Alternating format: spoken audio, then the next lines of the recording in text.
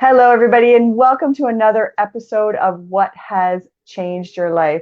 Today, we have an interesting topic, a topic that most people don't actually want to talk about, and that is death and how we transition from this life to the next. Today, we are going to talk to Julie Cryns, who's a death doula, and she's going to talk to us about death and what she does to help the living transition from this life to the next. Welcome, Julie. So nice to meet you.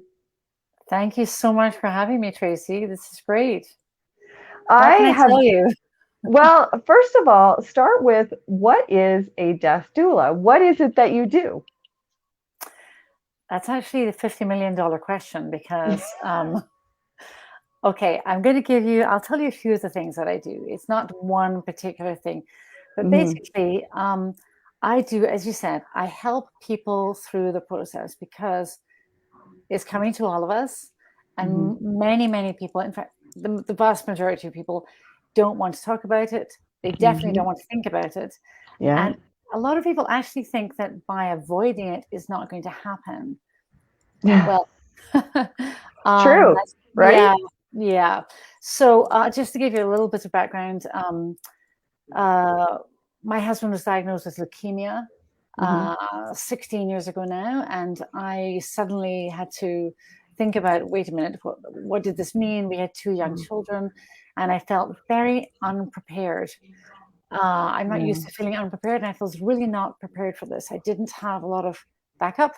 I was fairly new to this country, and after 6 years of treatment, he died in 2011. So he's been gone for 10 years now.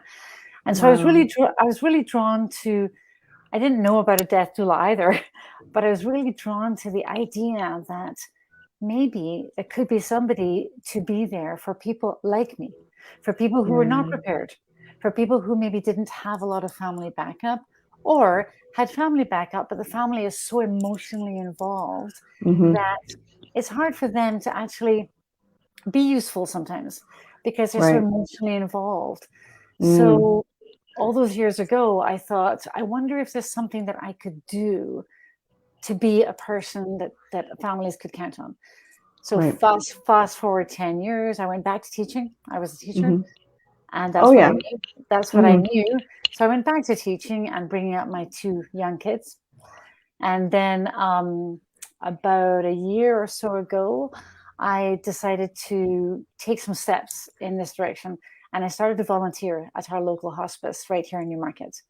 And even just volunteering and listening to families and being with them and helping them as much as I could in that situation made me realize this is where I want to be. This is what I need to do. But in hospice as a volunteer, although it's an amazing facility and it really helps families a lot, as a volunteer, you only have a certain, you have to stay within their guidelines. You're not really allowed to do an awful lot. Everything has to be under the umbrella of hospice, and they're pretty strict about their guidelines, which I understand. But for me, I really thought, I have more to offer. I can do more than this. So I retired from teaching and decided, because at the same time, it's funny how things just happen at the right time. At the same time, I discovered, I heard about this thing called a death doula certification. And so I looked into it, found out that it is actually a thing. We can be called death doulas and also end-of-life doulas. So I did the training, which was online because of obviously COVID. And then I thought, this is really something. This is something that I want to take further and be better. I don't just want to get the certification. I actually want to look into this and figure out how I can play to my strengths, how I can do the best thing I can do. So that was a really long-winded answer to your question. So it's okay. So what I do, one of the things I do is there's a misconception that I only work with dying people. That's not true. I also help people who are fit and healthy, but they want to plan ahead. Because one of the things that I discovered was when my husband was still alive, but he unfortunately got brain damage from chemotherapy. And because of the brain damage, he wasn't able to speak anymore. And we had never had the conversation about what would we do if, what would your wishes be? What would your priorities be? We didn't have that conversation.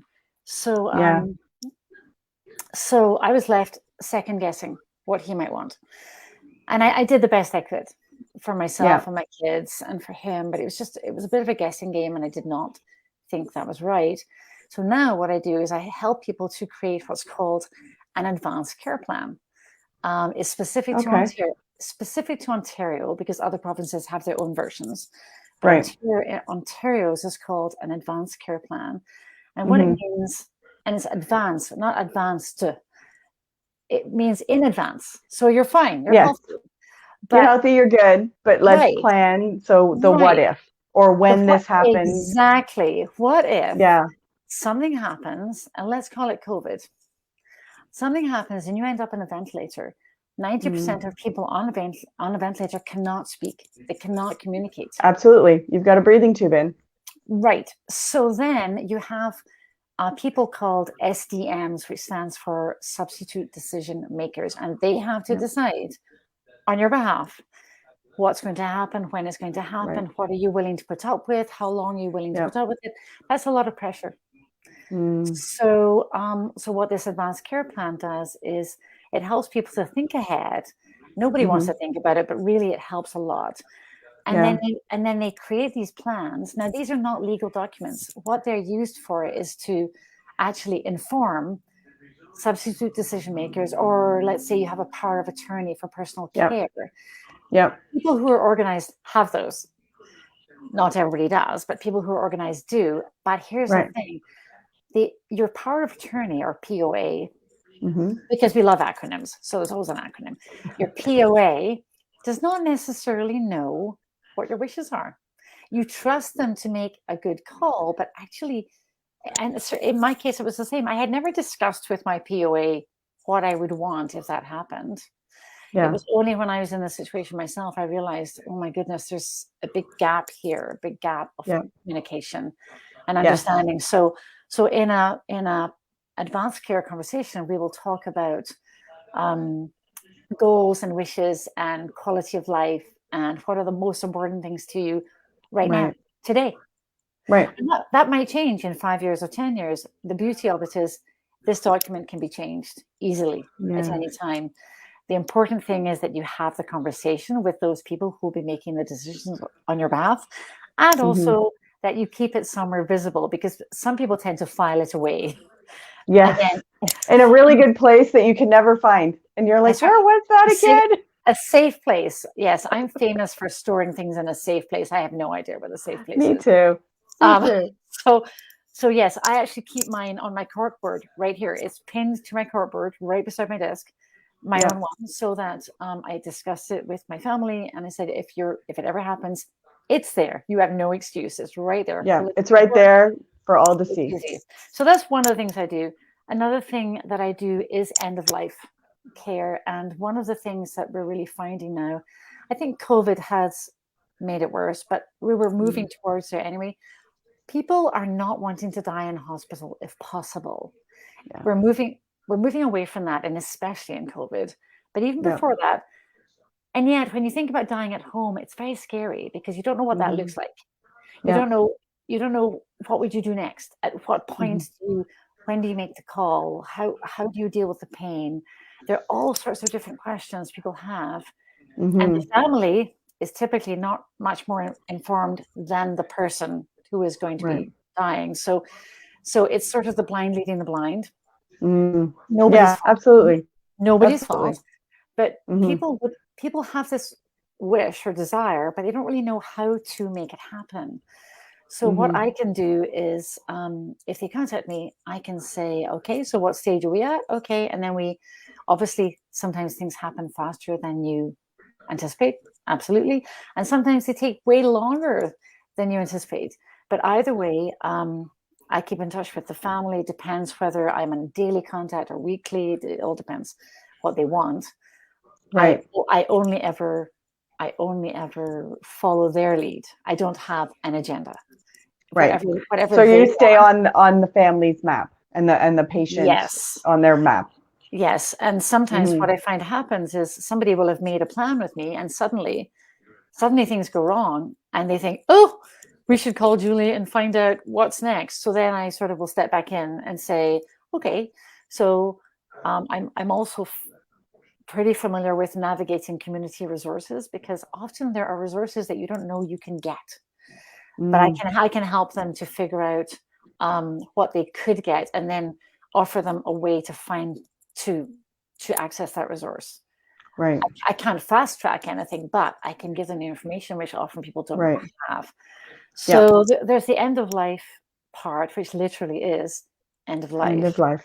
And for me now, having done all this training and had some experience, I'm not scared anymore. And that's a big thing, because lots of people are scared. It doesn't scare me anymore.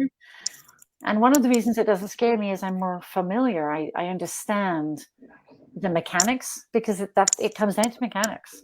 And so I understand the mechanics, and I understand what's most likely going to happen. It may not happen exactly the way we anticipate, but so I'm just a calming, I hope, influence on the situation. I'm not medical. Yeah. I'm not medical. I'm not legal. I just ease the process, and I say to my clients, I cannot change the outcome, but I can change the experience. Yes. And so that's really what I'm offering. The other part of it is grief. I do grief support. As I've done additional trainings in that. I do grief support for people so their loved one has not died yet, but they're anticipating the loss. Yes. And they're very afraid of how they're going to feel, how they're going to cope, what they should be doing until that time comes. So we work through all of that. And again, I can't take the pain away, but I can witness their pain, and I can walk alongside them. Yeah. And what I find in my experience of just observing people, also from my own experience, many people are really uncomfortable with grief. They don't know what to say. So they say things like, oh, don't worry, it'll be fine. Or, and they say, and this is a pet peeve of mine, well, at least. So my husband died when we'd been married for 10 years. More than one person said to me, well, at least you were married for 10 years. And all that does is minimize. All that does is minimize the experience. But people don't mean it badly. They don't. No. I know they don't. So I really try to help people, even people with grieving friends. I try to help them and say, okay, here's some words you could use. Here's some things that you could try, and just be there. Just mainly be there. As part of that situation, and having been an elementary teacher for 30 years, which makes me feel ancient, I also had two bereaved children of my own. They were 7 and 9. And so a real focus of mine now is not taking away from anything else, but I really want to help adults with kids in their lives to learn how to speak to those kids. To get away from euphemisms, to get away from stars and unicorns sort of scenarios and angels. I'm not dissing any of those, but what they don't do is they don't help the child to understand it. And children really understand concrete facts. Yes. And they're incredibly resilient if you just allow them to be resilient. But by telling them things which actually we have no evidence of, it just confuses them. And it doesn't help them to grow into an adult with any kind of understanding or acceptance that this is part of life. And that's where fear comes in too, because if you were told one thing as a child, and one also not allowed to express your feelings, express your sadness, right? I know my generation, we were like, if somebody died, you didn't talk about it. You stuffed your feelings down. You didn't cry. right. You did nothing. It was That's all right. behind closed doors, right? And because you needed to be strong. But the opposite is Yes. true. Yeah. Allowing yourself to grieve, allowing yourself to have emotion shows you that you are strong, right? That's Like it's exactly right. Yes, that's yeah. exactly right. And parents often use the word protecting. Oh, I'm protecting him. I'm protecting her from this. In fact, children don't feel protected. What they No. feel is excluded. Yeah. So Yeah. adults are thinking protection, the kids are feeling exclusion, and Yeah. no child is ever going to feel good about being excluded, especially when it's clearly a family affair. Mom or dad or aunties or uncles, whoever, are all very involved, and they're maybe Yeah. crying. Yeah. And the children, in my opinion, and in my training, should be allowed to participate, to cry, Yeah. Yeah. to so one of my ongoing goals, and something I'm looking into for 2022, is actually I'm going to be running some not really workshops, just events where I'm going to have any adults with children in their lives come and learn some tools to speak to those children and to let them in and to let them be included. Yes, that's awesome. I love that idea because I know even if you aren't per se dying. So, for example, myself, I had cancer in 2011. So I was diagnosed in 2011. So I was 39. So my kids were 10. Mm-hmm. So navigating that world and then going through all of that treatment and then bringing, being open with my children as much as I felt they could understand because they were only 10 at the time, but still being open and hopeful. Absolutely. And even those tips that you have for talking to children about death would also probably be very helpful for people that are going through the cancer journey, yes. and their outcome is survival, like myself, would be extremely helpful because I know I struggled with how much information was too much information, how much information was little, at what point when to tell them what was going on. All those things my husband and I talked about in length about how do we approach this. And the last thing we said was we will never lie to them. Yes. Because lying is not good for them at all, because what does that teach them, right? Well, that teaches them not to trust you. Exactly. They lose trust in you and I was warned about this way back when my husband was still alive but ill. She was actually a chaplain, said to me, she said, for whatever you do, don't lie to your children because you will lose their trust. And that stuck with me so strongly. I think a really good tip, I think, for parents or any adults is to let those children ask questions. So instead of worrying all the time about what should we tell them, we can always ask them and say, what do you understand about what's going on? Right. You know that mom is not well. So how much do you understand? And what would you like to know? What would you like to know about? And what we find with children is across the age ranges, right from 2 even right up to maybe 15, 16, 17, it very much depends on the maturity of the child, right? They're not all, the age doesn't necessarily mean they behave the same. Exactly. They need to know things like, did I cause it? Can I cure it? And can I catch it? Yes. And that's what children really want to know. Yeah. But it's great to let them ask those questions instead of just telling them. So following their lead. That's a good point. Yeah. Following their lead. They'll come when they're ready and want to know the information. They'll come and ask. And in fact, and leave it open. Absolutely. And in fact, leave it open. People are surprised how much even young children actually get it. They understand more than you would believe. They just don't understand it on your level, but they understand it on their level. Whether that's just simply a case of absence. I mean, even a baby understands absence. If mommy's gone, they understand absence. Understand that. They understand that. They understand that. it will take them a few more years till they understand, and she's not coming back. Right. That, of course. But again, children really, their speed of maturity can vary quite a lot. Yeah. So yeah, we absolutely. So here's a question. So how, as adults, because like we said at the top of the conversation, death is an extremely difficult topic for a lot of people because nobody wants to die. Right? Nobody wants to admit that at some point we will not be on this earth.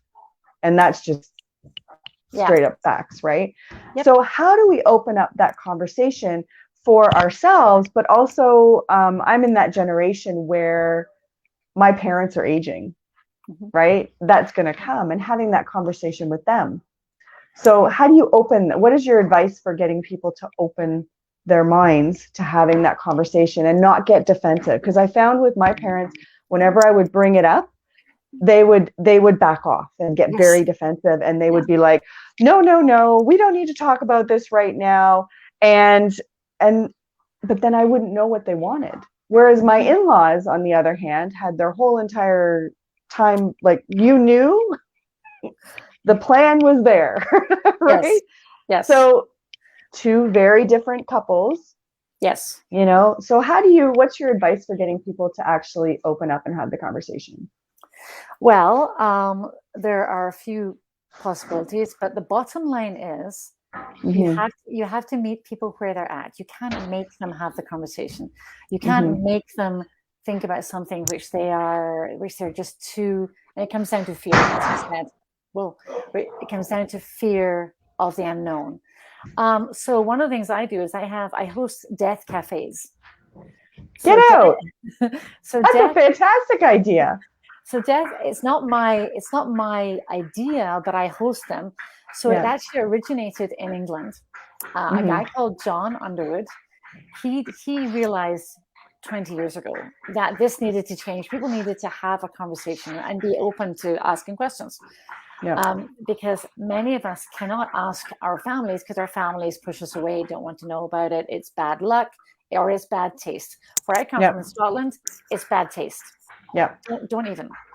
So, yes, having a death cafe is people. I just advertise it. People show up either online or in person if they can, and there's no agenda. It's just people come and say, I've been thinking, and this is what I worry about, or how do I talk to my kids, or I'm worried I'm going to get sick, and then what will happen? It doesn't matter. There's no agenda. Anybody can come. Anybody can ask whatever they want, and then I'll answer some questions, but we also share opinions because the reality is there is no right answer because none of us have been there. Yeah. And the other thing I think to understand is that most people are not afraid of being dead. They're afraid of dying. Yes. Most people think, well, when I'm dead, it's over. Then whatever is next. Yes. If indeed there's anything next, we don't know. But most people are afraid of dying. And again, that part of my role is to try and calm those fears. But I can only do it when somebody comes to me and says, Julie, I'm scared of dying.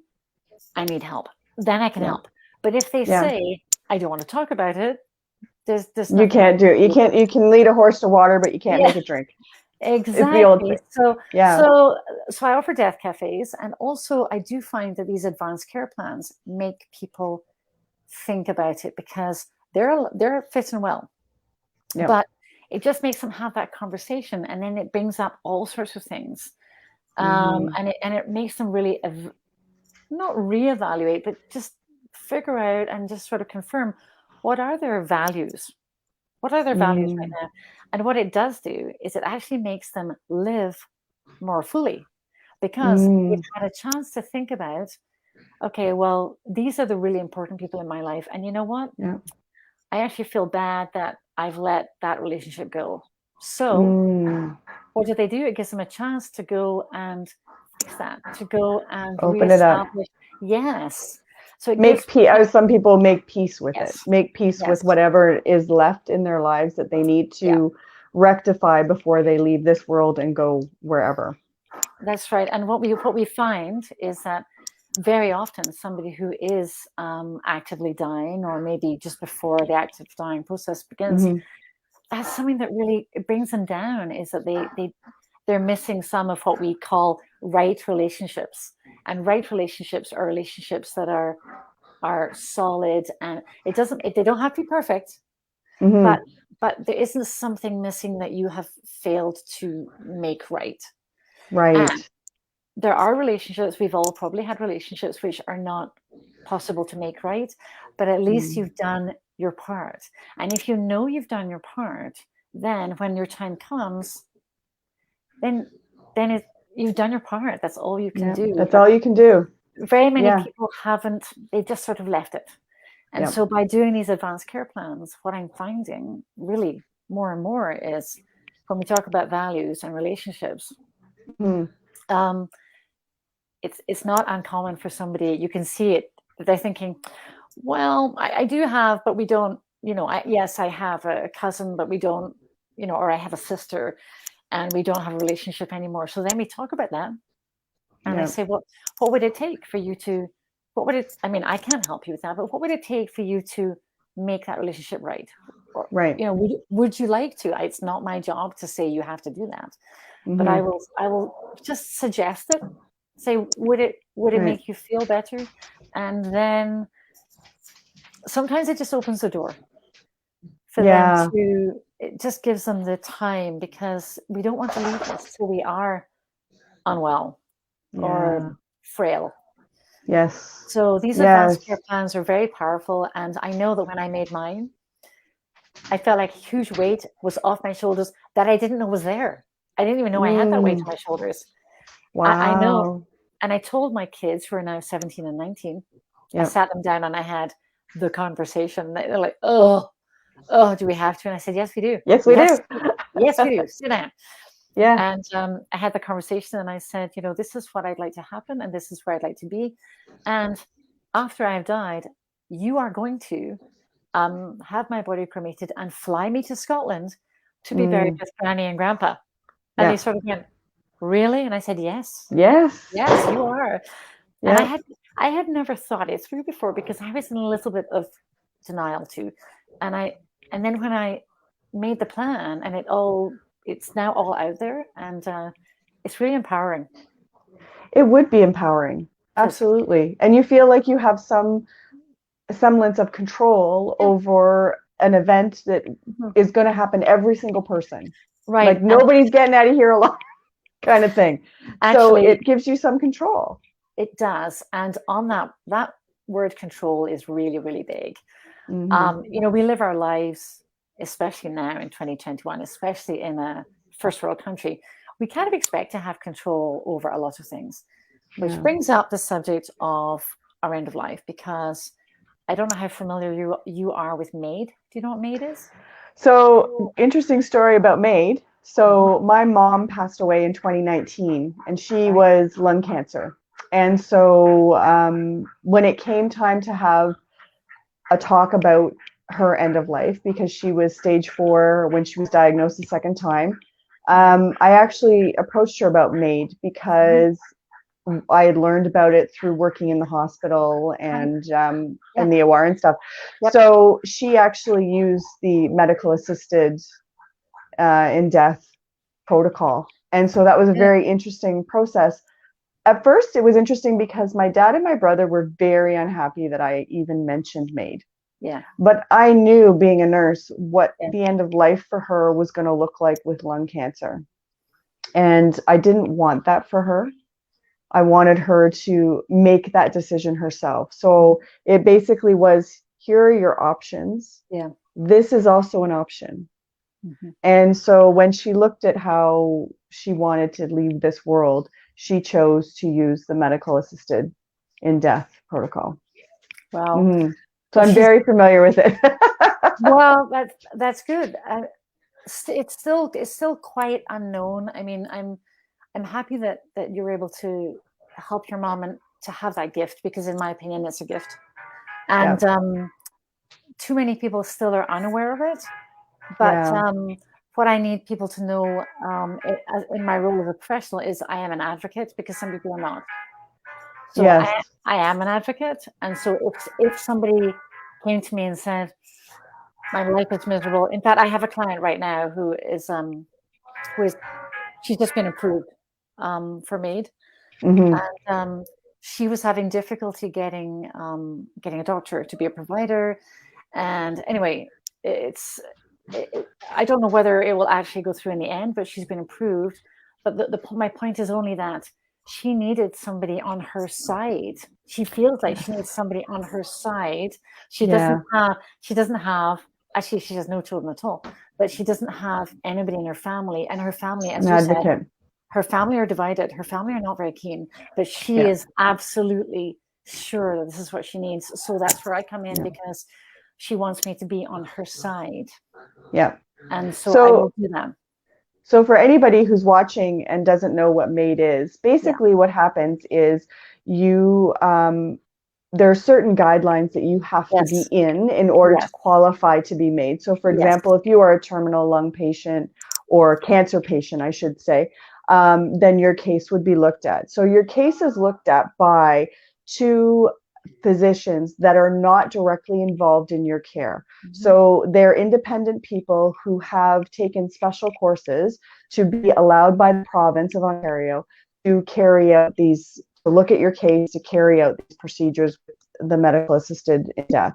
So they will independently look at your case and determine whether or not you qualify to be able to go into the MAID program.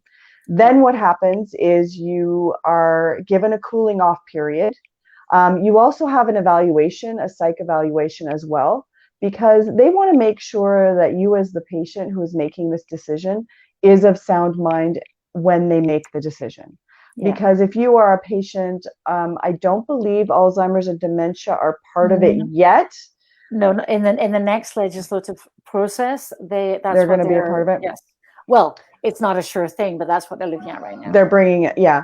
So you have to be currently of sound mind in order to for them to determine that, yes, you are able to make that decision. You know exactly what you're asking for, and you are capable of making that decision. So that's the next step. And then you have your cooling off period, and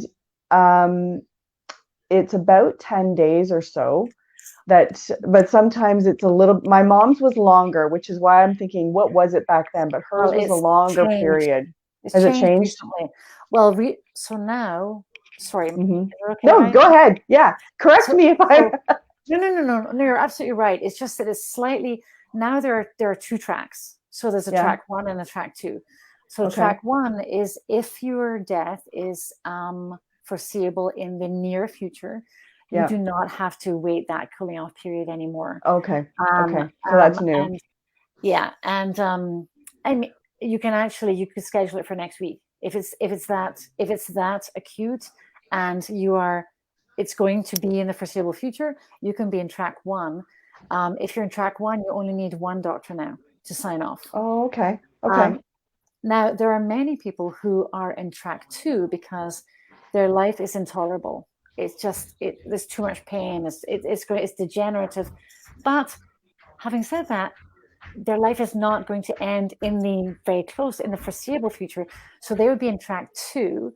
They have to get 2 doctors to sign off, and they have a 90-day waiting period. Oh, okay. What will not happen within 90 days. So 2 doctors and then 90 days. And then 90 days. And also the other thing, and I think you sort of hinted to this too, on the day, in the moment, 5 minutes before the procedure, you will be asked by the doctor, are you sure this is what you want? So for anybody who has cold feet and they say, I can't go through with it, then it will just be shelved.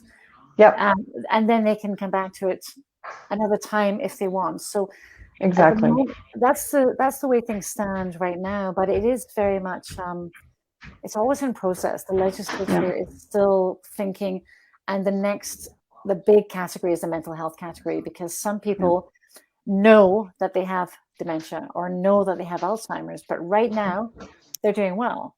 Right. So in the next legislation, one of the things on the table is, will people be able to have their eligibility declared in advance so that they get signed off, they have mental capacity, but when it gets to a certain stage, they will still be able to, their SDN, the substitute decision maker, can make the decision because they will have done it prior. We're not there yet, but that's what they're looking at. So anybody who's watching knows a little bit more about the MAID program, because like you said, it's not that well known out there. The nice thing I will say, having gone through it, there's a lot of things that, it's difficult anytime someone passes away that you care about, right? I'll tell you the pros from our perspective as family with watching my mom. We knew the day. We knew the time the team was going to show up, and we were able to do things to come together to do all the things that she wanted. So, for example, my mom wanted a playlist. So of her favorite songs. So I got that playlist organized so that when she was given the medications, that's what she was hearing. She was hearing the music, and I think she had 5 songs. So before the medication was administered, I started the playlist, and then, so we were all there. We were all able to be there, make it as, as pleasant as death can be. Yeah. But we were able to get her in her favorite outfit that she wanted, and had the music playing, and it was very peaceful. It was very peaceful for her. I think, if you're going to pick a route, I think for us, it's hard for the family because, it's like, okay, the day you're born, okay, today it's 7, mom's going to not be here after 7:15. You know what I mean? That part's a bit hard. But at the same time, for her and her experience, I feel like actually the decision of saying to the team, okay, I'm ready now, calling them to come in and get everything all organized, is incredibly brave. It is incredibly brave on the part of the patient. Yes, it is. Yeah, and it's the strength it takes to make that decision. Yes, is just incredible. But when I asked my mom, I said to her, Mom, how did you make this? How did you have the strength to make this decision? Because I don't know if I could. And she said to me, she goes, when you're in this much pain and death is coming anyway, but when you're in pain and she was bedridden, she was in pain, like it was in her bones. It was, and she had gone from being a spitfire of a woman to this little wafy thing that I could pick up by myself. And I'm only like 5'3" and 160 pounds. Like I'm not that big, right? So I could pick her up myself. Yeah. That's how little she was. Yeah. And she said, when you're in this much pain and this quality of life, I don't want to be here. So the decision is easy. And I think, honestly, from my experience, what I've heard also from family members like yourself, pain is the big divider. And nobody wants to watch their person die in pain.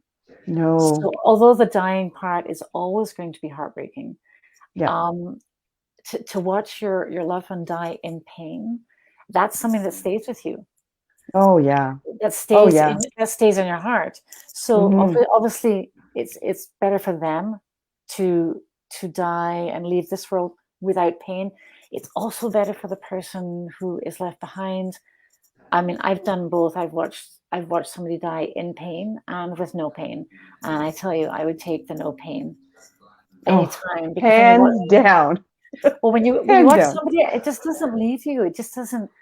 It's the feeling of helplessness, and then something that comes into actually the advanced care planning is some people will say, I don't want any pain. Okay, well, that can often be managed, but in order to have no pain, sometimes you have to be drugged up to the eyeballs, and you're no longer able to participate. So it's a bit of you have to kind of choose, okay, I'd like to be pain-free and possibly out of it, or I'd like to be fully awake and alert, and I'll deal with the pain. So it's difficult. So Yeah. there's always a choice to be made. Yes, absolutely. And I think that's important for people to hear, Yeah. is that there are choices. Yes. And it doesn't need to be a horrible way to go, a horrible death, as because that's when I see people in pain, I've seen, same as you, I've seen death a couple of times, and you always remember the ones that are in pain. Yes. Because Yes. it's like their soul is just being tortured, and it just breaks your heart that they go that way. And you just want them, I sometimes say, sometimes we're kinder to our animals than we are to our people, because when we see our animals suffering, we go and we euthanize them, You put them because out of that's their the best. misery. Right. And so, why can't we do that for people more, so that they have a more peaceful experience from this life to wherever. There is a big debate about the ethics surrounding it, but my belief is, if it is done according to the law, and if you are somebody who is deemed to be eligible, I personally have no problem with that. I think it's the right thing to do. I have heard that in some provinces, it's, unfortunately, people do not get approved when it seems, it looks like they should have been approved, but they don't. Right. But Right. in Ontario, I believe that we're fairly. I still volunteer at hospice, and so it happens at hospice as well. And I think that in Ontario, the doctors are fairly on board with allowing people, if this is what they need. I think they're allowed it now. I don't. That's just my opinion. That's just what I've come across. I'm not backing that up with stats. I'm just But that's what I found too. Up north. Right. Well, my mom's home is in Gravenhurst, so Right. it's up there. They were very, very good about the whole entire experience. They walked us through the whole thing and told us what to expect, so nothing surprised us the day of.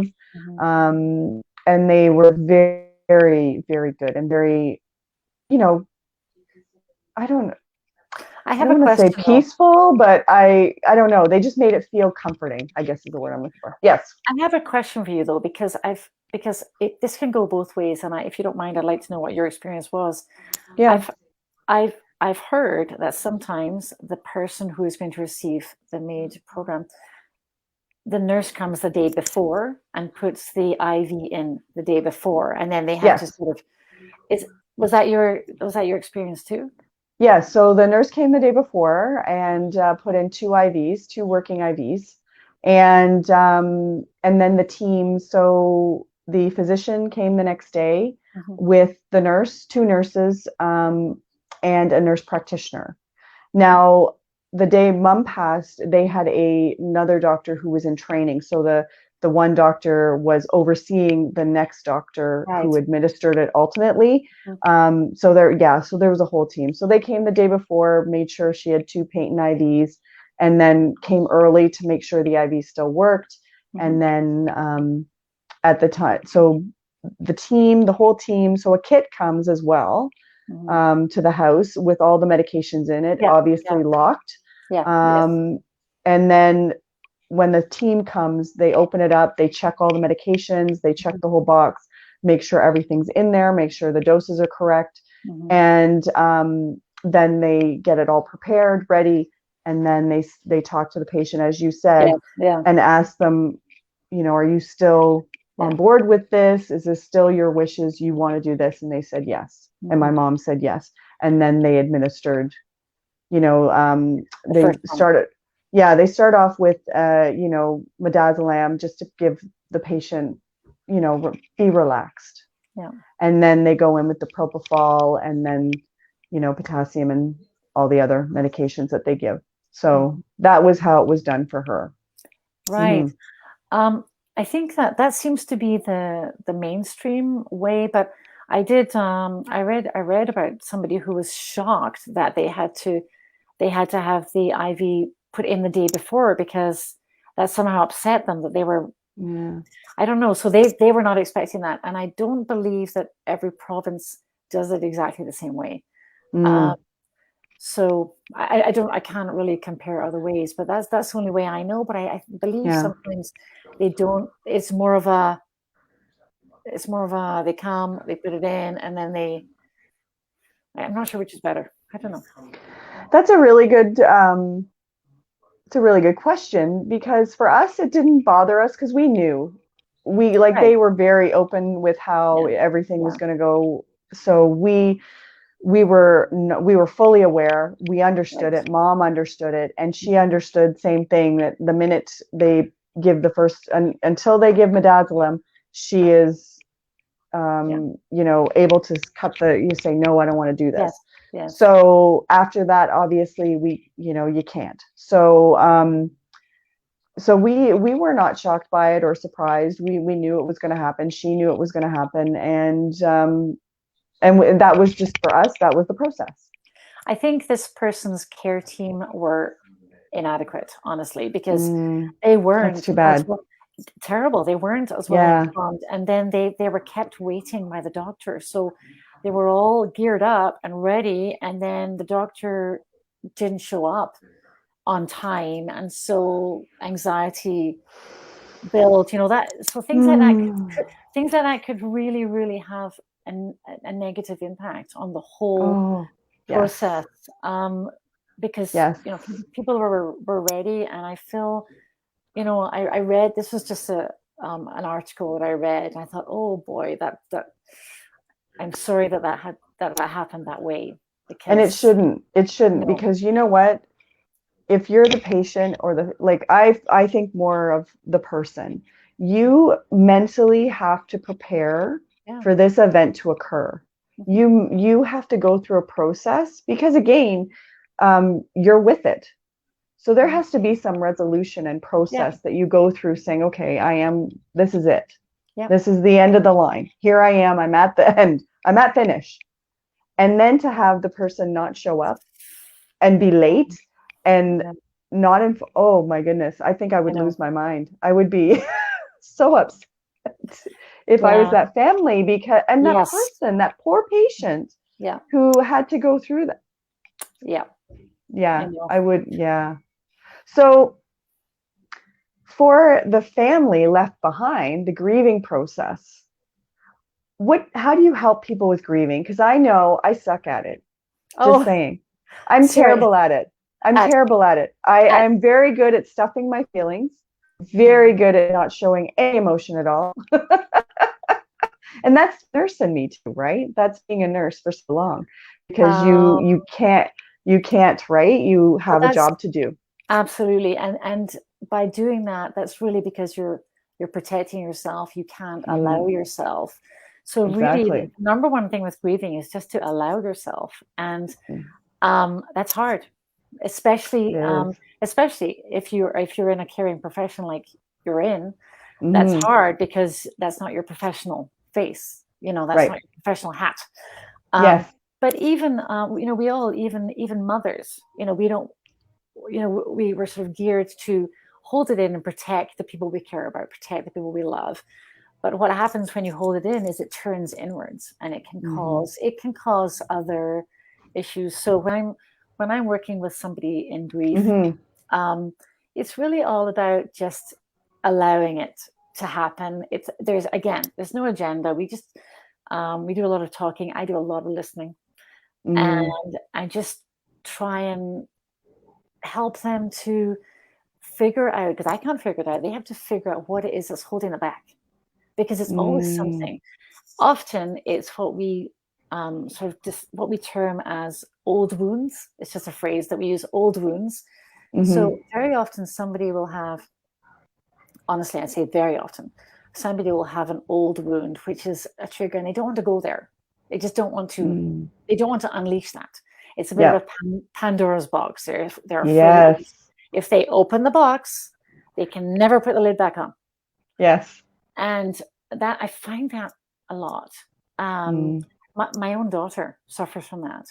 Mm-hmm. She does not cry. She really does not cry. And she says, I'm just afraid if I start, I will never stop. Yeah. And so it's hard for her. She's 17. Everything's hard for her because she's 17. But we do talk about her dad, and she was seven when he died. But she's, her grief has just changed over the years. I mean, it's not the same as it was when she was 7, but all these triggers keep happening, and then she realizes that he's missed it again. He's missed this. He's missed that. He's missed the other. All the milestones. It's yes. But really, it's all about just acknowledging it and being okay with it, because people beat themselves up about letting it out. And honestly, our friends and family often don't really want you to be grieving. Not really. They say things because it hurts them. It hurts them if they see you in pain. Oh yes, that's right. So they'll say things like, "Oh, you're doing so well." But, do I need a cheer squad? No, I don't need a cheer squad. I actually just need you to see me. I need you to hear me. I need you to let me be an ugly crying mess, if that's what I need. But people tend to cheer you on. And so and it's like a vicious cycle, because that keeps you from letting it out. And I don't mean we should all be sobbing wrecks every day. I don't mean that. I just mean that when you need to, you need to. And it's really not good for you, or even for the people close to you, to hold it in all the time, because it comes out in other ways. It has to come out. It will come out. It'll come out in anger. It'll come out in being short-tempered. It'll come out in anxiety. It'll come out another way. Yeah. It has to come out. It's like a balloon, it's inflated, and you can't keep it. It's just going to come out another way. Exactly. So there's nothing wrong with grief. And some people feel that grief is like an illness and that you have to be cured. There's no cure. No. There's no cure, because you're not sick. No. It's a perfectly natural response. Exactly. And if you didn't love somebody, you won't grieve them. You only grieve them because you love them. Right. And a quote that I really like is, grief is just love with nowhere to go. That is beautiful. Grief is love with nowhere to go. That is nice. So your person is not there anymore, but another way of explaining it is that you still have them, but your relationship has changed. So they're still your person. You still love them, but your relationship has changed because they died. So love goes on. It's not that it's over just because they died. It's just that it's changed. It's different. It's just different. Yeah. And you have to get used to the difference, but it's hard. It's really hard. And the more you love somebody, the harder it is. And then there are all many different types of grief, depending on how that person died, because the dying dictates the grieving usually.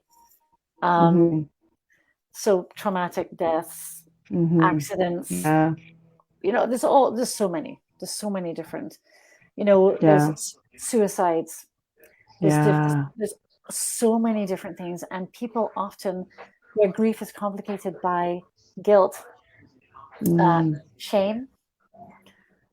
What if? How did I not know? Yeah. It's my fault. Yeah. I could have changed it. I could have changed it.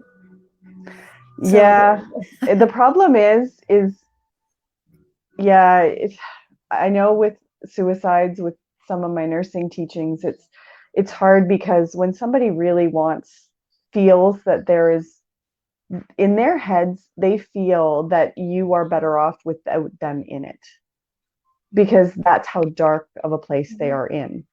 And it's really incredibly hard to get people out of it unless they want the help. Well, it is a mental illness, and so Absolutely. It's not a case of getting them out of it. No. I know you didn't mean that way, but but we blame ourselves, and then we have to remind ourselves, actually they were mentally ill. So if they were ill with cancer, we wouldn't say, I should have fixed that cancer, because we can't do that. And a mental illness is an illness It's an illness, in the yes. mind. And Yeah. so, but you know, especially as mothers, as parents, you know, that's just, I can't even imagine. And, you know, I talk about how, you know, I mean, I'm well trained in the whole spectrum of grieving. But you know what? If it was me, if it was my kid, Yeah. I can't make any promises. Yes. I, Yeah. Because I can, you're not the death doula at that point, you're mom. that's right. So Yeah.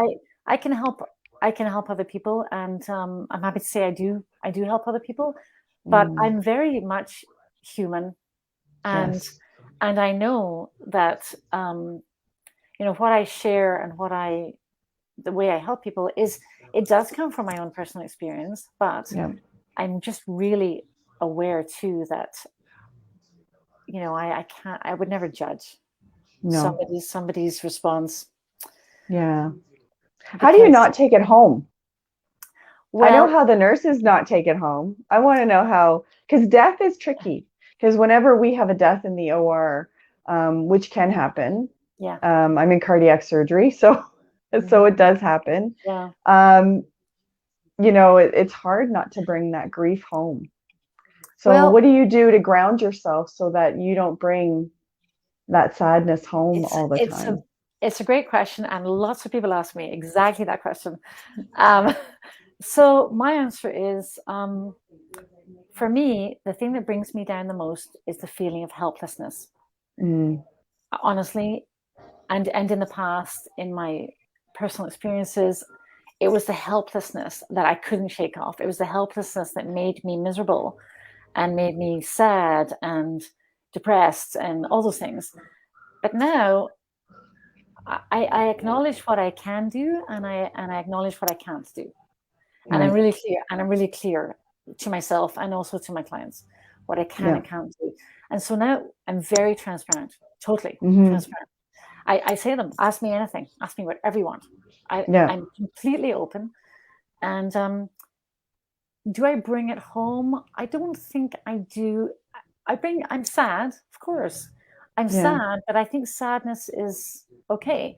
And I do get involved with people because I also think that's okay. I never want to be somebody who keeps my client at a distance, because I wouldn't want that for myself. Right. I would want somebody who was in it with me and who walked along with me, not at arm's length. Um, Yes. I'm not a cold person. I never have been. I can't. It's just not really. I Yeah. couldn't even if I tried.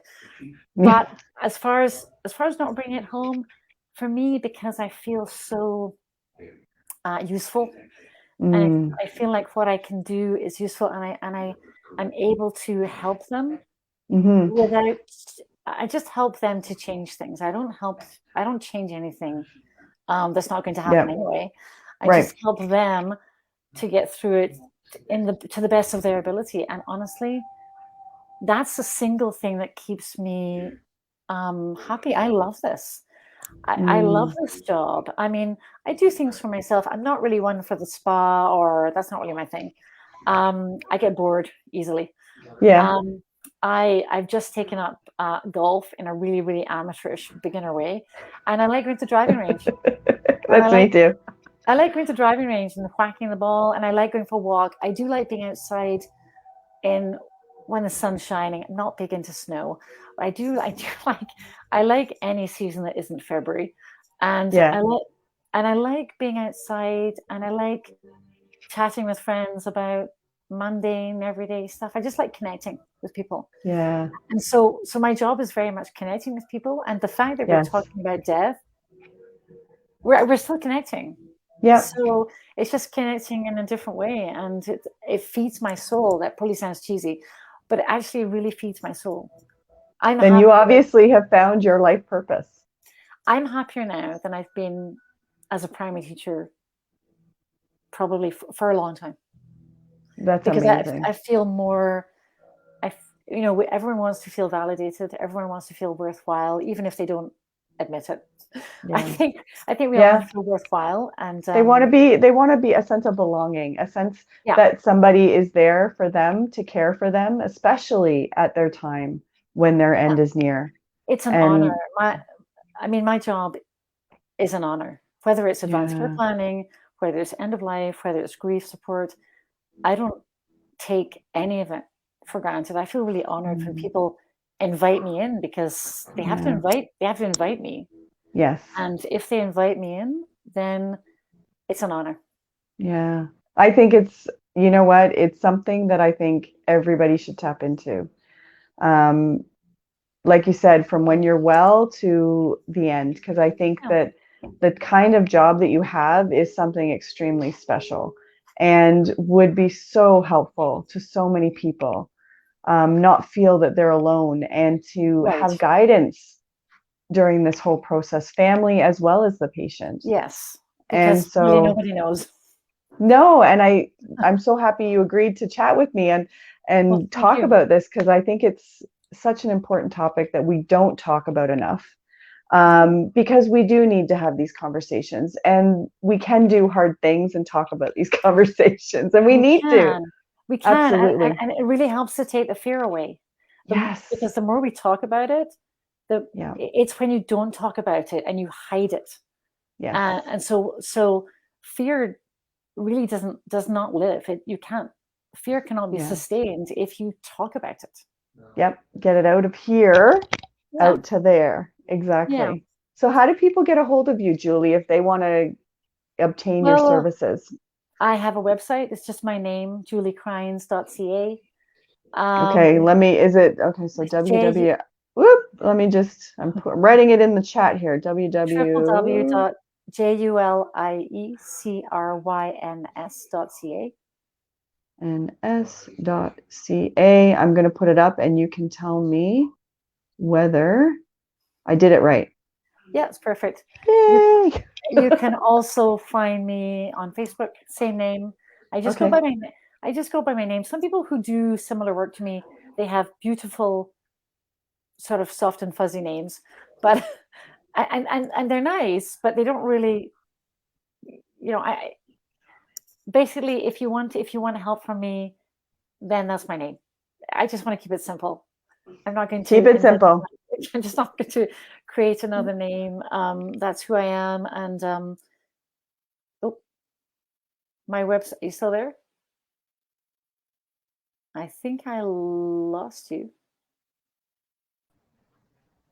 You're back. I went away. I don't know where I went, but I went away. Now I'm back. My website is in the middle of being overhauled. Okay. It was a very homemade one, but the address will be the same, and in about 3 weeks it will be going live, the new one. But it'll be the same. I have a blog in there, and people tell me that they really like to read my blogs. They're mostly personal, because my belief is that if you want me to be part of your journey, it would help you to know a bit about me.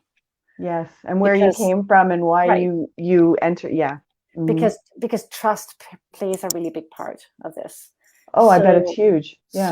So the people who do want to have my help or services, whatever they need, I feel like they need to be able to trust me, and that's why my website is kind of personal. It's more personal than most websites, because I'm an open book. I'd like them to be able to know about me, and if they decide, no, she's from Scotland, I don't think so, then okay. That's fine. Exactly. You're letting them know, but you're also letting them know where you come from, where your journey is, and how you ended up doing what you're doing. And I think that's important for people to know. Sharing the story is very relatable to people, and they feel like you get it. You understand where they are and what they're going through. And you've been there. If I expect them to be vulnerable with me, then I think it's only fair that I'm That you vulnerable. be vulnerable. That's only fair. Yeah. So it's it needs to be a two-way communication. I'm not here to lecture anybody. I'm not here to tell them what to do or what to think or how to feel. Absolutely not. Yeah. No. Well, I really thank you for having this conversation tonight. I think it's such an important conversation. And if you guys really enjoyed this, share, like, follow Julie over on Facebook and Instagram. I am Tracy, and thank you so much for watching another episode of What Has Changed Your Life. We'll see you next time. Thanks so much, Tracy. You're welcome.